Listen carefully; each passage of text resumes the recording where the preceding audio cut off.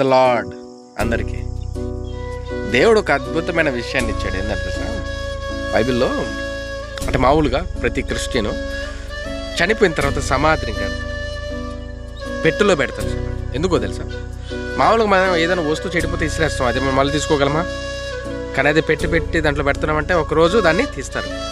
కానీ ఒకరోజు వస్తుంది, ఎవరు? యేసుక్రీస్తు ప్రభువారు తిరిగి రాబోతున్నారు రెండోసారి. ప్రతి గ్రంథంలో ఆయన గురించి ఉంది, ఎస్పెషల్గా బైబిల్లో అండ్ ఖురాన్లో స్పెషాలిటీగా ఉంది. ఆయన సెకండ్ టైం ఖచ్చితంగా వస్తున్నాడు.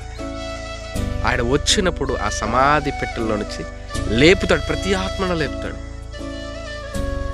జడ్జిమెంట్ ఇచ్చిన తర్వాత అప్పుడు వాళ్ళు నరకానికి వెళ్ళేది లేదా పరలోకానికి వెళ్ళేది తెలుస్తుంది. అందుకని పెట్టెలో పెడతారు. అది ప్రతి క్రైస్తవుడి నమ్మకం. ఓకేనా? క్రైస్తవుల